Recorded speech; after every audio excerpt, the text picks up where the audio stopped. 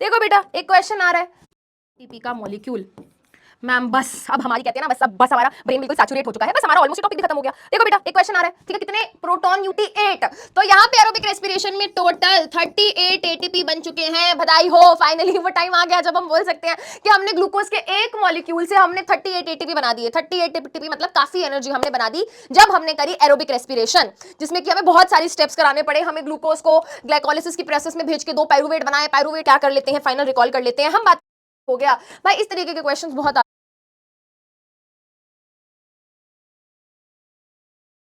उन रिएक्शंस को हम बोलते हैं मेटाबॉलिक रिएक्शन। बेटा कोई भी रिएक्शन, कोई भी प्रोसेस जो होती है, जो सेल के अंदर हो रही है, उसको मेटाबॉलिज्म का नाम दिया जाता है। सेल के अंदर हजारों पता नहीं कितने अलग अलग तरीके के रिएक्शंस हो रहे हैं, उन रिएक्शंस को हम बोलते हैं मेटाबॉलिक रिएक्शन। अब मेटाबॉलिक ये सिट्रेट जो है हेल्प करता है फॉर्मेशन में किसकी, ये कोलेस्ट्रॉल, ठीक है, या फिर दूसरे फैट्स के फॉर्मेशन में हेल्प करता है इन दी सेल। इसके अलावा बेटा जो अल्फा कीटोग्लूटारेट है, अल्फा कीटोग्लूटारेट जो है बेटा ये हमारे माइटोकॉन्ड्रिया, हमारे सेल के, हमारे माइटोकॉन्ड्रिया के अंदर बना, बट ये हमारे सेल को बेटा हेल्प करेगा in the formation of amino acid, ये हेल्प करेगा in the formation of proteins, ये हेल्प करेगा in the formation of purines. पढ़ा था ना बेटा, प्यूरिन्स एंड पिरिमिडीन्स होते हैं, एडेनिन, ग्वानिन, साइटोसिन, है ना, यूरासिल, नाइट्रोजनस बेसिस याद करो, है ना।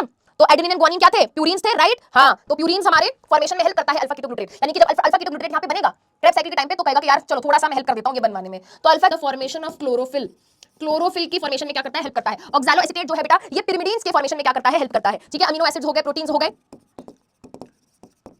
अमीनो एसिड्स हो गए, प्रोटीन्स हो गए एंड पिरिमिडीन्स हो गए, तो उसके फॉर्मेशन में हेल्प करता है। अगर मैं ये बोल रही हूं कि यार कोई चीज बनना मतलब एनाबॉलिज्म, तो आपको नहीं लगता ये ऑक्सैलोएसिटिक एसिड, सक्सिनल कोएंजाइम, ये कुछ बन रेस्पिरेशन की प्रोसेस की वजह से सेल के अंदर अगर कुछ टूट रहा है, कैटाबॉलिज्म हो रहा है, तो रेस्पिरेशन की प्रोसेस की वजह से सेल के अंदर कुछ बन भी रहा है, यानी कि एनाबॉलिज्म भी हो रहा है, क्योंकि रेस्पिरेशन की प्रोसेस से सेल के अंदर कैटाबॉलिज्म एनाबॉलिज्म दोनों हो रहा है। इसलिए बेटा, इसलिए रेस्पिरेशन को बोल दिया जाता है कि रेस्पिरेशन क्या है, ए कन्वर्ट होते हैं अमीनो एसिड्स में। तब प्रोटीन को पहले तोड़ा जाता है, जब प्रोटीन टूटेगा तो उसमें से क्या निकलेंगे, अमीनो एसिड्स। क्यों, बायोमोलिक्यूल चैप्टर में पढ़ा होगा, proteins are made up of amino acids, right. तो जब प्रोटीन को पहले तोड़ा जाता है, प्रोटीन कन्वर्ट होते हैं अमीनो एसिड्स में। अमीनो एसिड्स जो होते हैं बेटा उनको कन्वर्ट कर दिया जाता है बाद में पायरुविक एसिड में, और फिर पायरुविक एसिड के बाद सेम वही चीज लिंक रिएक्शन होगा, एसिटाइल कोएंजाइम बनेगा, एसिटाइल कोएंजाइम की क्रेब्स साइकिल होगी, और फिर वही सेम चीज जो हमारे एटीपी बनाने के लिए हमने करी थी। तो प्रोटीन को हमारी सेल इस तरीके से यूज करती है, यानी कि प्रोटीन को कराने का कोई मैकेनिज्म कुछ और है, निकलता है। अब बेटा फैटी एसिड जो निकले हैं तो क्या होगा बेटा, फैटी एसिड को क्या किया जाएगा बेटा, कन्वर्ट किया जाएगा एसिटाइल कोएंजाइम ए के अंदर।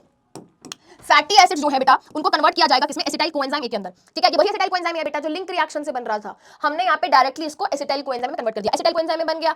फिर वही होगा बेटा, एसिटाइल कोएंजाइम का रिएक्शन कराएंगे ऑक्सैलोएसिटेट के साथ, क्रेब्स साइकिल होगी एंड फिर एटीपी बनेगा। ठीक है, अगर हम ग्लिसरॉल की बात करें तो ग्लिसरॉल को क्या किया जाता है, पहले कन्वर्ट कर दिया जाता है किसमें, डाइहाइड्रोक्सी एसीटोन फॉस्फेट में। याद करो ग्लाइकोलिसिस की प्रोसेस में बन रहा था, राइट, और हमें ये कन्वर्ट हो जाता है G3P में, ग्लिसरॉल फॉस्फेट में, ग्लाइकोलिसिस की प्रोसेस याद करो। ठीक है, तो बेटा ये इवेंचुअली कन्वर्ट हो जाता है G3P, ग्लिसरॉल रेस्पिरेशन की प्रोसेस कर रहे हैं तो यहाँ पे भी एसिटाइल कोएंजाइम बन रहा है। ठीक है, जब प्रोटीन्स को कन्वर्ट कर रहे हैं वो पायरुविक एसिड में कन्वर्ट, पायरुवेट में कन्वर्ट हो रहा है, फिर वो भी बाद में जाके एसिटाइल कोएंजाइम में बन रहा है। ठीक है, जब फैट्स की बात कर रहे हैं वो भी एसिटाइल कोएंजाइम में बात कर रहा है, ग्लिसरॉल बन रहा है वो भी बाद में। तो यानी कि acetyl coenzyme is actually the common intermediate जो हर केस में यहाँ पे क्या है बेटा, कन्वर्ट होगा ही होगा, क्योंकि हम बोल देते हैं, तो हम बोलते हैं क्या है बेटा, एक तरीके का फैट है। ठीक है, एक तरीके का ना बेटा इंफिनिटी, क्यों, क्योंकि एनारोबिक रेस्पिरेशन में आप याद रखेंगे absence of oxygen, oxygen absent है, यानी कि वैल्यू क्या हो गई, जीरो,